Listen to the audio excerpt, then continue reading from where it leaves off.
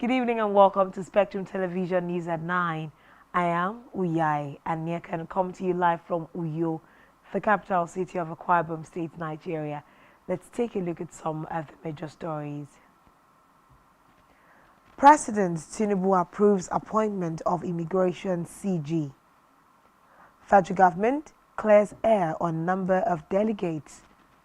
Plus, Israeli Prime Minister Netanyahu graft trial resumes in Israel in the midst of Gaza war.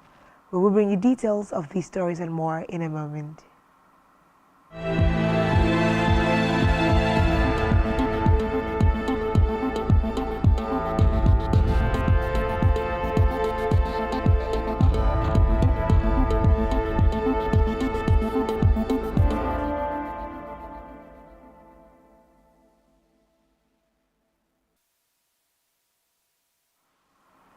Good evening and thanks for joining us. First in the news tonight, President Bola Tinubu has approved the appointment of Caroline Wura Ola Adepoju as the Substantive Controller General (CG) of the Nigeria Immigration Service (NIS). The President also approved the appointment of 6 Deputy Controller General of the service with effect from January 1st, 2023. The Secretary to the Board of the Civil Defense Nigeria Immigration, Fire and Correctional Services, Ahmed Jafaru, announced today.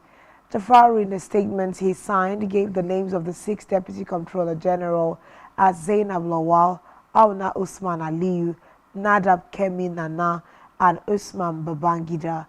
Others are Hassan Sadat and Emenike Ijoma Chidi. Meanwhile, President Bola Tinubu has announced the appointment of the Group Managing Director of Mojek, Chantel Abdul, as one of the non-executive directors on the board of the Ministry of Finance Incorporated (MOFI). The ministry is an investment vehicle of the federal government to manage investments and a diverse portfolio of over 130 assets classifications, including government-owned entities and government-linked companies (GLLCs). Commenting on her appointment, Chantel, who transformed Mojek into a metering empire, evolving it into a conglomerate that stands as the largest electricity metters in sub-Saharan Africa. In the meantime, President Bola Tinubu has been dragged before the Supreme Court for allegedly unlawfully presenting himself for inauguration as president despite a pending legal action against the conduct of the 2023 presidential poll, citing the doctrine of lis pendere. A presidential candidate in the 2019 general election, Albert Ambrose Owuru, is asking the Apex Court to nullify the inauguration of Tinubu as the winner of the 2023 presidential election. Owuru, a constitutional lawyer, contends that the presidential election which produced Tinubu was an exercise in futility and illegal self-help given his yet-to-be-determined suit against Tinubu and others at the Supreme Court. In another development, the federal government says it has secured the agreement of the United Arab Emirates UAE to create humanitarian response stations nationwide to enable timely attention to victims of disaster. The Minister of Humanitarian Affairs and Poverty Alleviation, Dr. Betta Edu, made this known to newsmen in Dubai, the United Arab Emirates, after her interactions with officials of the Emirati government at the ongoing United Nations Climate Change Conference, COP28. Edu said Nigeria sought the UAE's assistance to address humanitarian crises emanating from climate change-induced insurgency in the northeast and to reduce poverty in the most affected regions, noting that the Red Crescent, the Emirati equivalent to the Red Cross, is ready to build a more resilient humanitarian response system for Nigeria. Meanwhile, the Minister of Information and National Orientation, Mohammed Idris, has said that the federal government funded 422 persons to the ongoing COP28 climate summit in Dubai, the United Arab Emirates. The minister made this known in a statement today following controversy trailing the 1,411 Nigerian registered delegates at the summit. Recall that President Bola Tinubu had on November the 29th, 2023 departed Abuja for Dubai for the summit expected to end on December 12, 2023. Controversy has since surrounded the number of Nigerian delegates at the summit, which ranked that of China, with many Nigerians on social media berating the government for being insensitive to their economic sufferings occasioned by the removal of petrol subsidy in mid-2023. In the meantime, the federal government has settled 52 million naira in fines and compensation for 399 inmates at various correctional centers across Kaduna State as part of its efforts to decongest the centers. The Comptroller of Correctional Service Kaduna State, Dr. Ado Salah, described this during the inauguration of the initiative at Zaria today. He said that 110 inmates were earlier released at Kaduna, adding that the ceremony in Zaria was a continuation of the program that was designed and implemented by the federal government. Elsewhere, the federal government has outlined its strategies for debt servicing and financing in 2024 with significant increases in both allocations compared to 2023. A major highlight of the debt servicing is the federal government's plan to repay 23 trillion naira it owes the Central Bank of Nigeria. These are contained in the budget details President Tinubu presented to the National Assembly last week. As part of its strategy for servicing its debt obligations in 2024, the federal government has made a total allocation of over 8.4 trillion naira, as the figure represents a significant increase from the 8.25 trillion naira budgeted for debt servicing in 2023. It said the breakdown of the debt servicing allocation includes domestic debt ways and means, which is over 5.4 trillion naira, foreign debt 2.7 trillion naira, and sinking fund to retire maturing promissory notes of over 243 million naira. The government therefore pledged to prioritize debt servicing to ensure the country's financial stability and credit worthiness. Move over now to the legislature, where the National Assembly laid out plans to meet the December 31st target for the passage and signing of the 2024 appropriation bill in line with President Bola Ahmed Tinubu's request. President Tinubu, while presenting the bill and laying the budget on Wednesday, urged the lawmakers to give it speedy passage to ensure the continuation of the January to December financial cycle. Ministers, heads of departments and agencies, security chiefs, and chief executive officers of institutions to which funding is appropriated have been summoned by the lawmakers for a parley tomorrow on how to achieve the target. Reports say the meeting will set the template for the process to pass the 27.6 trillion naira budget of renewed hope. The Senate Committee Chairman said the plan for speedy passage of the budget will be threatened, should the executive introduce a fresh request.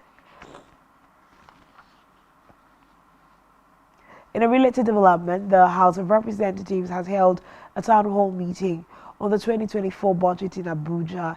This is coming about a week after President Bola Tinubu presented the budget proposal to the National Assembly. The proposed budget seeks to achieve job-rich economic growth, macroeconomic stability, a better investment environment, enhanced human capital development, as well as poverty reduction and greater access to social security.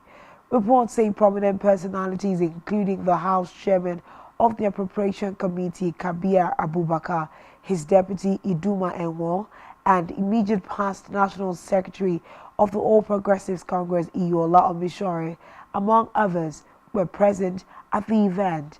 Kabir, while delivering his welcome address at the gathering, said the purpose was to foster the involvement of citizens in the appropriation process. In a separate development, the Attorney General of the Federation and Minister of Justice Lateef Fagbemi has called for the effective use of non-custodial sentencing by judges and magistrates in the country. According to him, the 2015 Administration of Criminal Justice Act gives priority to non-custodial sentences.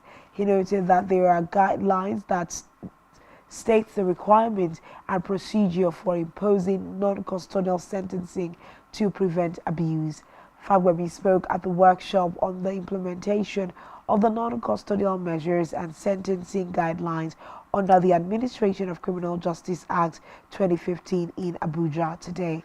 Represented by the Director of Administration of Criminal Justice and Reforms, Department's Correction Unit, Federal Ministry of Justice, Latricia Ayola Daniels, he noted that the purpose of non-custodial measures is to find effective alternatives to imprisonment for offenders.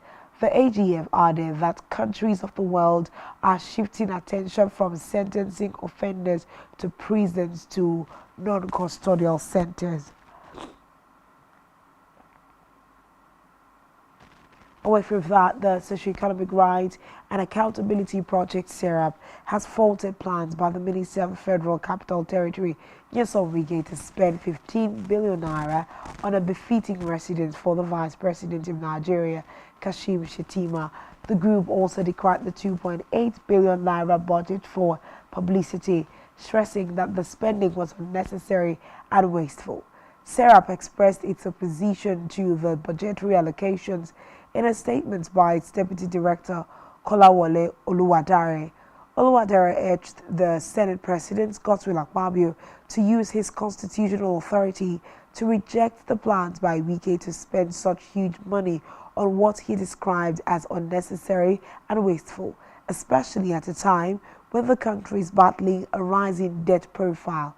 The group also disclosed that a sum of 7 billion naira had been initially allocated for the purpose of building the Vice President's residence, and it would not hesitate to institute legal actions against the National Assembly if it fails to stop wasteful spending and continuous borrowing by the federal government.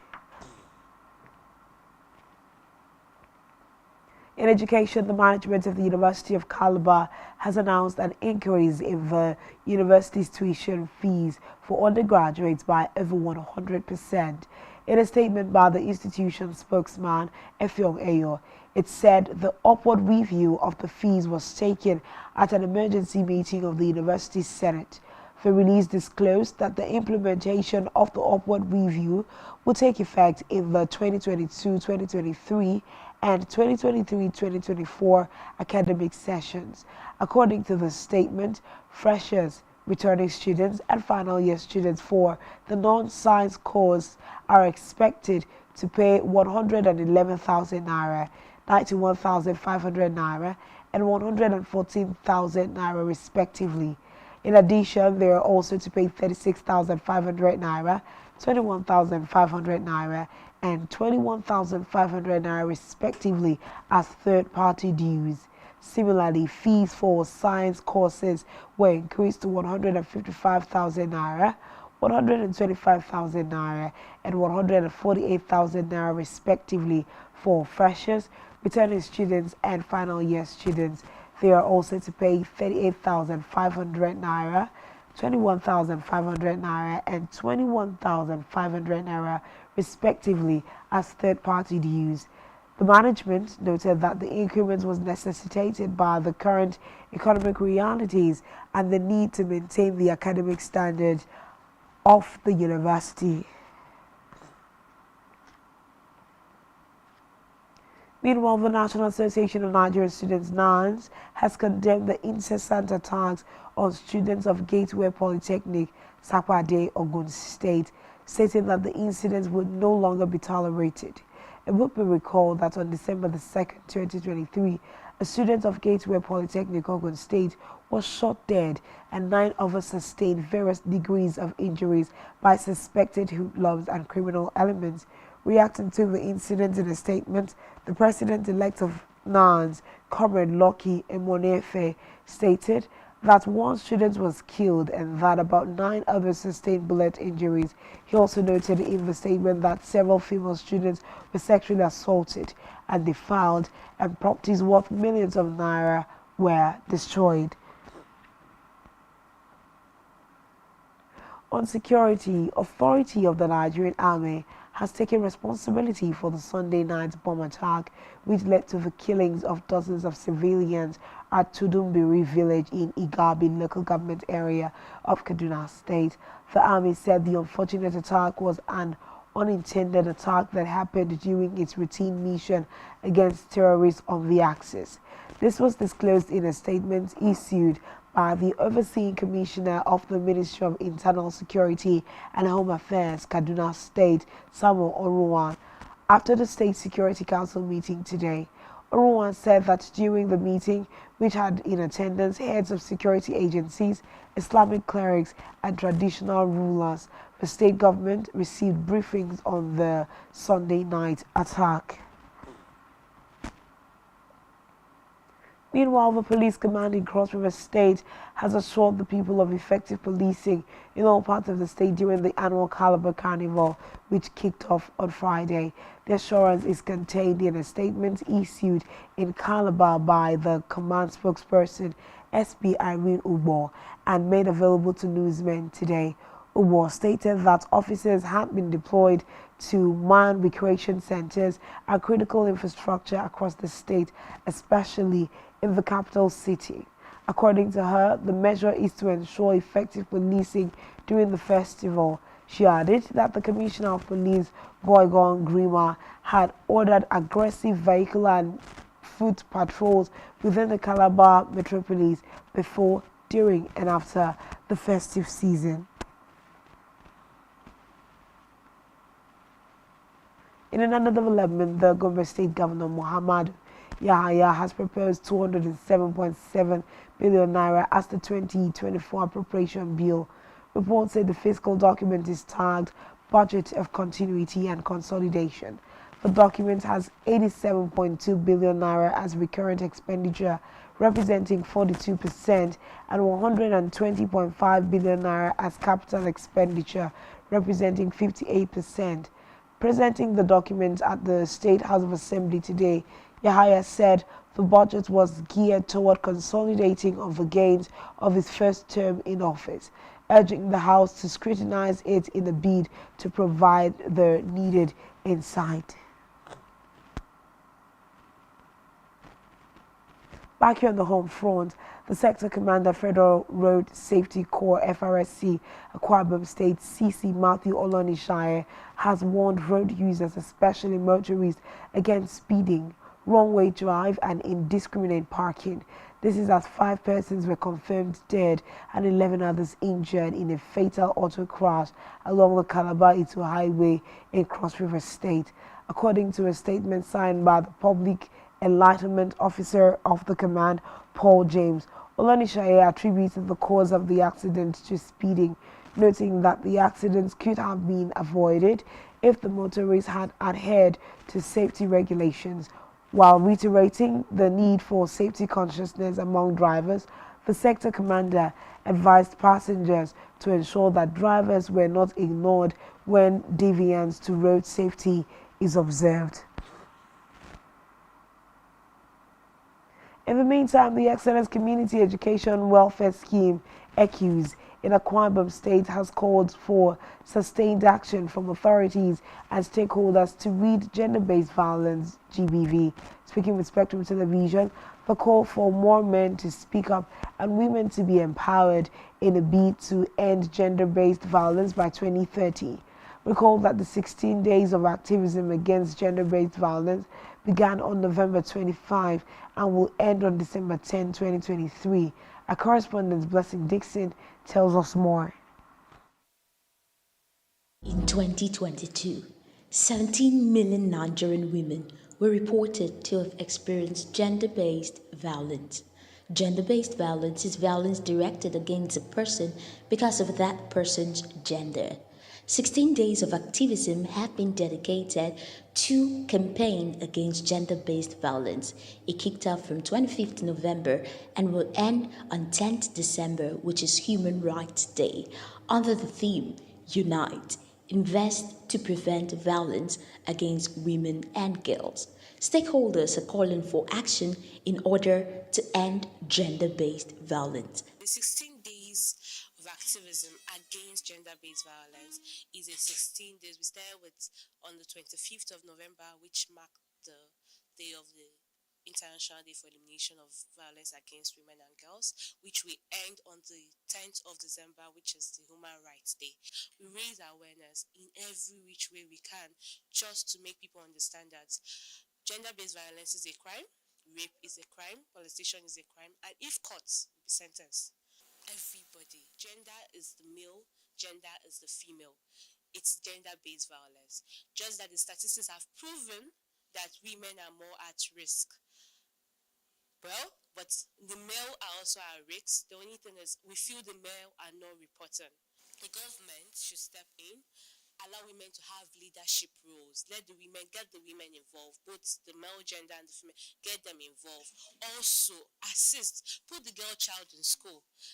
Education is empowerment, information is power. So these are ways that we can also help to, eliminate violence against the girl child or the male child. Gender, male or female, please speak out, seek help, shout for help. We are actually here to actually help and curb the menace and reduce the incidence of gender-based violence. We're actually hoping that we move to a stage where there will be equality and equity for other sexes, both male and female. Women will be empowered to actually, assume positions of authority so they can actually empower themselves and reduce the menace of gender-based violence. And men will actually, love women and protect and equally see them as equals so that our society should move forward for better and for better. Thank you, sir. In Uyo, Blessing Dixon, Spectrum Television News. Still to come in the news. Oil prices near 4-month low. Stay tuned for details of this and more after this time out.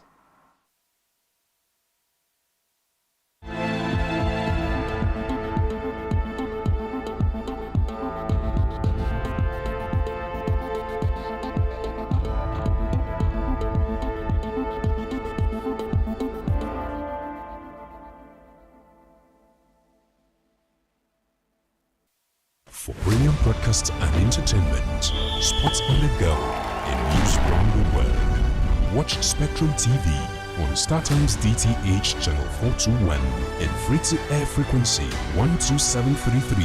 Visit our website, spectrumtvlive.ng. Spectrum TV, broadening your horizon.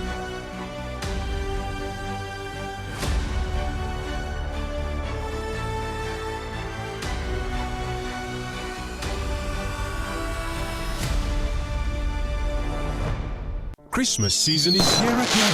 Are you aware that making your business or product visible on a television space gives your brand a wider visibility and patronage? In the spirit of the season, Spectrum Television is offering a whopping 25% discount on all services. Advertise your products and services while this offer lasts from 1st December 2023 to January 31st, 2024. We are a television with a passion to take your business and services on a satisfactory lane. You do not want to miss this opportunity. For more inquiries, visit our city office at number 2 Taft Plaza Close off Akaitinen Road, Uyo, Akwa Ibom State, or call the following numbers on your screen. Spectrum TV, broadening your horizon.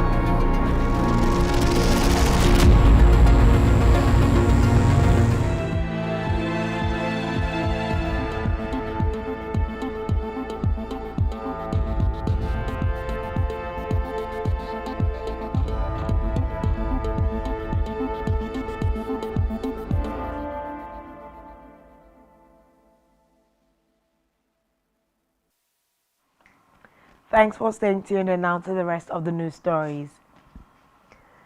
In Africa, the United States Ambassador to Niger, Kathleen Fitzgobin, has presented her credentials to the Foreign Ministry in Niamey. Reports say she presented her credentials to the Foreign Ministry as a Russian delegation arrived in Niamey for talks with the junta. Meanwhile, Foreign Affairs Minister Bakari Yol Sangere said the ambassador's move signaled the United States' recognition of the military-led government which seized power in a coup in July. The U.S. Embassy in Niger has not yet commented. Still in Africa, Kenyan police have arrested a woman accused of throwing her 8-month-old baby into the Indian Ocean on Sunday. Witnesses told local media that the woman allegedly tossed the baby into the ocean from a ferry as it was docking in the coastal town of Mombasa.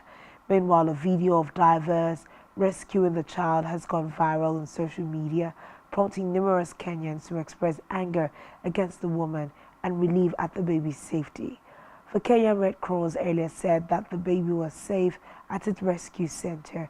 It is not yet clear what charges, if any, will be brought against the woman.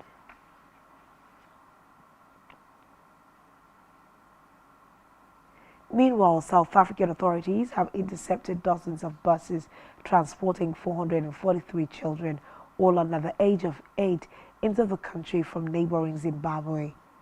This follows a sting operation conducted by South African Border Management Authority, BMA, and the police at the Beit Bridge border post.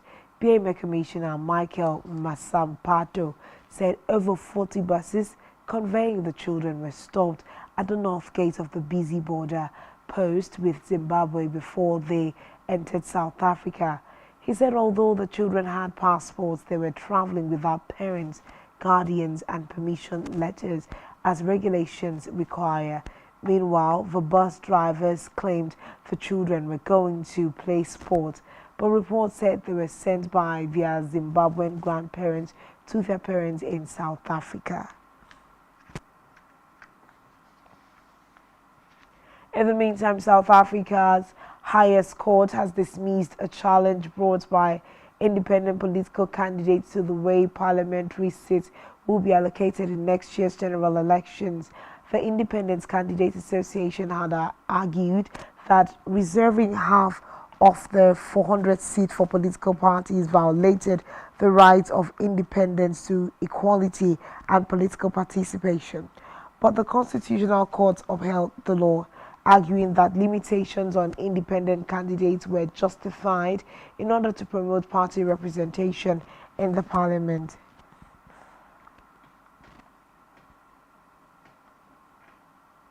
Elsewhere, the president of Guinea-Bissau issued a decree today dissolving the parliament after an attempted coup in the West African nation. President Umaro Sissoko Embalo said in a communique that the date of forthcoming legislative elections will be set at the opportune moment in line with the Constitution.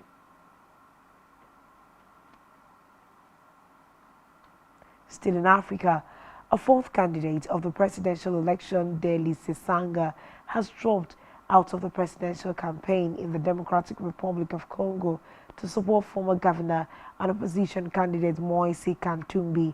Reports say Sesanga's withdrawal is seen as boosting opposition unity after former Prime Minister Matata Ponyo and two other candidates, Seth Kikuni and Frank Diongo, earlier endorsed Katumbi. They will be competing against the incumbent President Felix Tshisekedi, who is vying for a second term in office. According to reports, campaigns for the election started 2 weeks ago and will end on December the 18th, 2 days before the December 20th elections. Meanwhile, United Nations Humanitarian Agency UNOCHA has said that death toll from Somalia's ongoing floods has risen to 110. The agency said more than 1 million people have been displaced and 2.4 million people impacted across 36 districts. UNOCHA also warned of a high risk of disease spread following reports of suspected cases of cholera and acute watery diarrhea in the states of Hashbel and Galdal. The agency added that only 30% of those impacted have received help, but at least 37 boats have been deployed to deliver supplies or evacuate those trapped by the floodwater. On the foreign scene, United States military has said that a U.S. warship has shot down 3 drones after 3 commercial vessels came under attack in the Red Sea. It said the USS Carney assisted the ships, which had links to 14 nations, including the United Kingdom, after they were targeted from areas of Yemen held by Iran-backed Houthi rebels. It added that 2 of the ships were hit by missiles, but there were no casualties. Still on the foreign scene, Venezuelans have noted overwhelmingly in favor of claiming a disputed oil-rich territory long controlled by neighboring Guyana, Venezuela. Officials said more than 95% approved the establishment of a new state in Essequibo. They noted that the region has been part of Venezuela since independence from Spain 200 years ago. But Guyana said it was awarded to what was then British Guyana in the late 19th century. Reports say Essequibo, an area of 159,500 square kilometers, makes up 2/3 of the land controlled by Guyana and is home to around 1/6 of its population. The status of the region has long been a source of tension between the two neighbors. Meanwhile, dozens of Israeli tanks today entered the southern part of Gaza near Khan Yunis, where residents of northern Gaza were forced to flee. Reports say armored personnel carriers and bulldozers also entered the southern districts as Israel expanded its ground offensive in the besieged Palestinian enclave. In the meantime, French feminist groups have come under the fire for purportedly turning a blind eye to the sexual violence unleashed on Israeli women during the October 7 attacks by Hamas, echoing the anger leveled at rights organizations elsewhere. According to reports, the accusation is indicative of the competing narratives and loyalties elicited by a devastating conflict. It also reflects a failure to rapidly investigate and establish the specific gender-based nature of some of the atrocities committed. Elsewhere, Israeli Prime Minister Benjamin Netanyahu's corruption trial resumed today, despite the country's continuing war against Hamas in the Gaza Strip. According to Israeli officials, the trial was suspended 2 months ago due to the Palestinian militant group Hamas's bloody October 7 attack on southern Israel, in which 1,200 people were killed and 240 more kidnapped. Netanyahu, leader of Israel's right-wing Likud party, is accused of fraud and breach of trust over his relationship with Hollywood producer Anon Miklan and other wealthy personalities. According to prosecutors, between 2007 and 2016, Netanyahu allegedly received gifts valued at 700,000 shekels, including boxes of cigars, bottles of champagne, and jewelry, in exchange for financial or personal favors. Netanyahu, who is Israel's first sitting prime minister to stand trial, denies any wrongdoing, saying gifts were only accepted from friends and without him having asked for them. Still on the foreign scene, the governor of Russia's Voronezh region said today that a Russian general has died while deployed in Ukraine, the latest high-ranking Russian military figure to die during the 21-month offensive. Russian telegram channels with sources in the army said he was killed at the end of November after he stepped on a mine away from the front line, implying it could have been a device laid previously by Russian forces. Meanwhile, Moscow rarely speaks of their losses in Ukraine, but they have acknowledged the death of several high-ranking officers. He did not specify the circumstances of Zavadisky's death. The announcement comes as Russian troops are trying to seize Avdiivka, an industrial town in the eastern Donetsk region of Ukraine that has become one of the most contended points of the front line.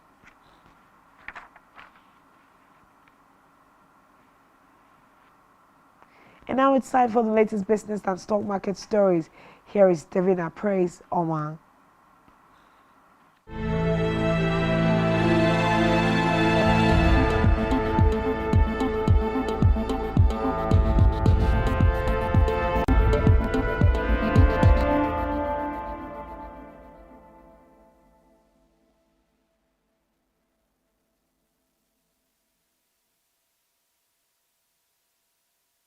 Thank you, Uyai Aniekan. Good evening. This is Business News, and my name is Davina Praise Omang. In the news, WTI crude price steadied around $74 per barrel today, not far from a 4-month low of $73 hit on November 16th, while Nigeria's price benchmark, Brent crude futures, steadied around $79 per barrel amid uncertainty over OPEC Plus voluntary output cuts and a weakening global demand outlook. Last week, several OPEC Plus members, including Saudi Arabia, UAE, and Kuwait, announced additional voluntary cuts to the total of 2.2 million barrels per day, but still some other members are yet to make their pledges. Also, it was announced that Brazil is set to join the alliance next year, planning to increase its output to 3.8 million barrels a day. Meanwhile, Baker Hughes data showed U.S. oil rigs rose by 5 to 505 last week, their highest since September. On the demand side, weaker than expected, manufacturing activity in the U.S. and China stoked fears of softer energy demand in two of the world's largest oil consumers.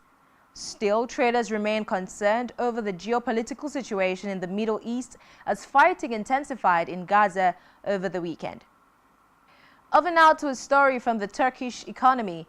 The annual inflation rate in Turkey accelerated to 62% in November 2023, surpassing October's 61.4% and slightly below market forecasts of 63%. Inflation implies a general increase in prices and fall in the purchasing value of money. This marked the highest level since December of the previous year, primarily fueled by a sharp rise in housing and utilities costs. Alcoholic beverages and tobacco also experienced an uptick, along with clothing and footwear and communication. On the other hand, prices rose at a softer pace for transportation and hotels, cafes and restaurants. Additionally, food inflation decelerated to a 4-month low of 67.2% from 72%. On a monthly basis, consumer prices soared by 3.3%, easing slightly from the 3.4% rise in the previous month. Taking a look at Nigeria books trade surplus, Nigeria posted a large trade surplus of 1,438.4 billion naira in September 2023, compared to a deficit of 7.2 billion naira in the corresponding month of the previous year. This was the largest trade surplus since June 2023, largely due to a strong depreciation of the naira. Exports jumped 115% year-on-year to an all-time high of 3,867 billion naira, mainly boosted by shipments of crude oil, positive 132%, agricultural goods, positive 123.2%, solid minerals, positive 76.4%, and other oil products, positive 69.2%. Meanwhile, imports surged 34.5% to 2,429 billion naira, mostly due to high acquisitions of other oil products, positive 85.4%, solid minerals, positive 76.1%, and manufactured products, positive 21.2%. Considering the third quarter of 2023, exports increased by 60.78% and imports soared 47.7%, leading to a trade surplus of 1,888.92 billion naira. Taking a look at the Nigerian stock market report, today is the first trading day of the week, and a total of 358.52 million shares in 6,433 deals, corresponding to a market value of 7.1 billion naira, were traded. The current market capitalization of the Nigerian Stock Exchange is 38.8 trillion naira. 121 listed equities participated in trading, ending with 33 gainers and 26 losers. Thomas White, Nigeria, led the gainers with 10% share price appreciation, closing at 2 naira 75 kobo per share.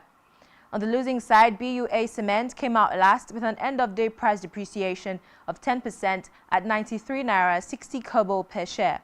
Universal Insurance Company recorded the highest volume of 58.9 million traded shares. Well, this is all on business news, and back to Uyai Aniekan for the rest of the news. Thank you, Davina Praise. Still to come in the news. Gold Coast Mayor scraps bid for 2026 events. Stay with us for details of this and more after this time out.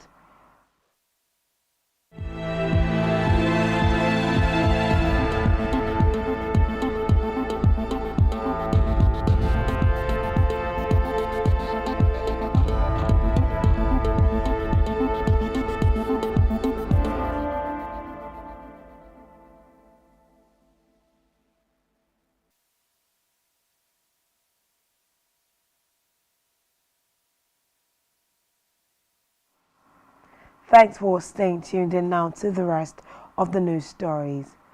On our health news, the federal government has approved the recruitment of 200 medical and clinical personnel for the Federal Medical Center FMC in Idiagba, Abeokuta, Ogun State. The move is part of the government's efforts to replace health workers who have recently migrated to foreign countries from the FMC in Abeokuta. The FMC medical director received the approval to hire new workers in a letter from the Office of the Head of Service of the Federation. According to the letter, the FMC is granted a waiver to employ 100 medical personnel on the consolidated medical salary structure, as well as 50 nursing officers and 50 nursing superintendents on the consolidated health salary structure. Still in health, the House of Representatives Committee on Health has announced that the Federal Medical Center, OWO, will likely be upgraded to a teaching hospital.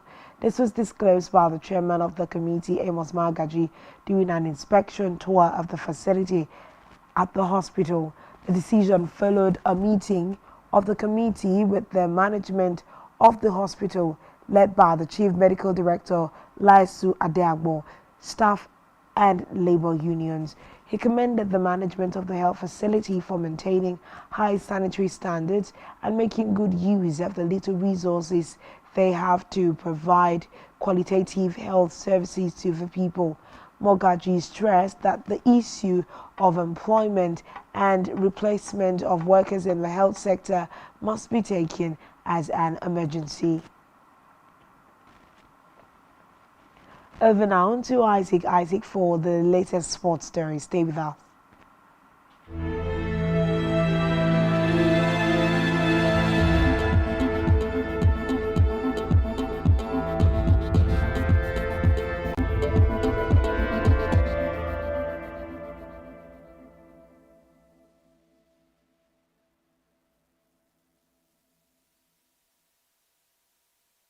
Well, thank you so much and good evening.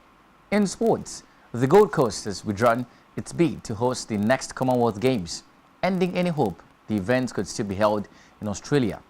The coastal city hosted the 2018 Games, and Mayor Tom Tate had unilaterally insisted it could do it again, but the federal and state governments have repeatedly rolled out supporting the event, as had his own deputy mayor. Organizers have said they may have to postpone or cancel the next installment of the Games. The Commonwealth Games Federation, CGF, has struggled to find a host for the 2026 Games before Victoria volunteered, and a month after the state's withdrawal, the only contender for the 2030 Games, the Canadian province of Alberta, also dropped its hosting plans. There are no other firm bids to host either the 2026 or 2030 games. Governments say the cost of the event is skyrocketing, while experts argue its global image and perceived relevance is waning. Well, talking about football, Erling Haaland, Manchester City's striking sensation, faces an FA charge following his outspoken criticism of referee Simon Hooper. The charge comes after the high-scoring encounter with Tottenham at the DTH Stadium, a match that ended in a 6-goal thriller. Haaland's comments targeted the decision made by the referee during the match. The incident brings into focus the ongoing tension between players and match officials over contentious on-field decisions, a scenario that has repeatedly surfaced in the Premier League. The FA charge against Haaland could lead to various consequences, potentially affecting his availability for upcoming games. This situation poses a challenge for Manchester City, who rely heavily on Haaland's goal-scoring prowess. Confrontations between players and referees are noted common in the high-stakes environment of the Premier League. Past incidents have shown delicate balance between player expression and adherence to the rules governing respect for match officials.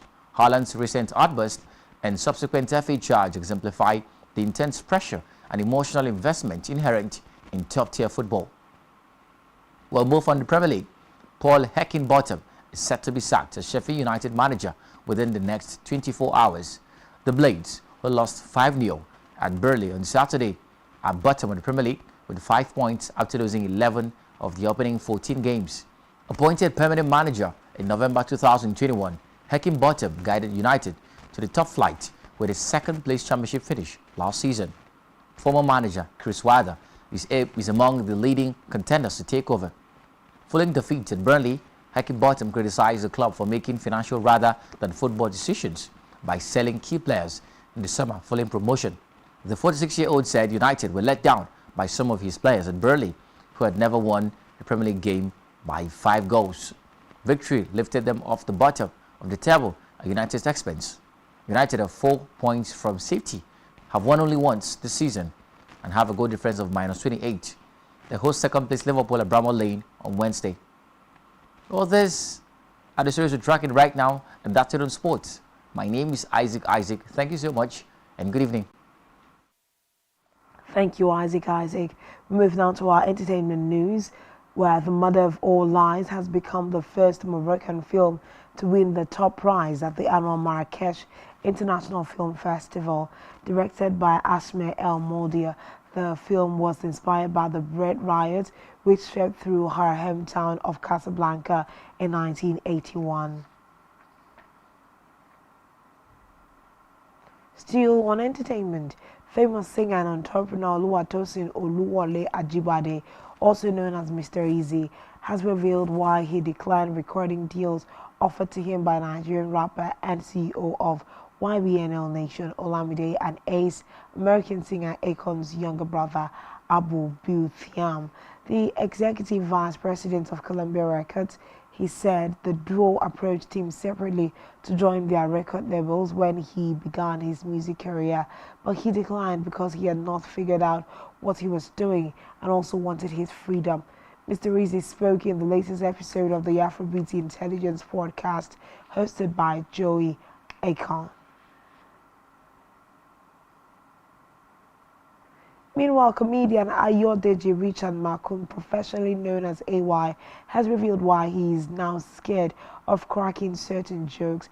Recall that the comedian had in October tendered a public apology to singer Davido over his insensitive jokes about Davido impregnating many women with his small manhood, while he had been trying with his larger one for over 13 years. However, speaking in his latest interview with media personality Toke Mekinwa, AY blamed bloggers' sensationalism for taking his jokes out of context.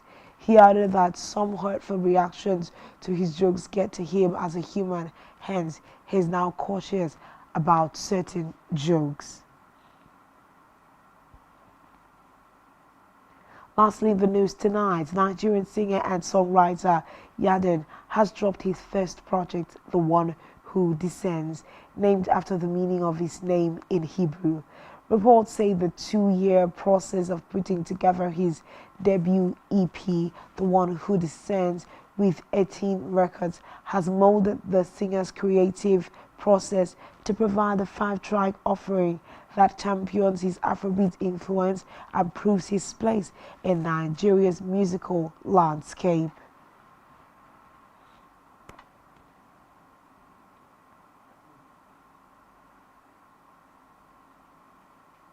And that's all we have for you on the news tonight.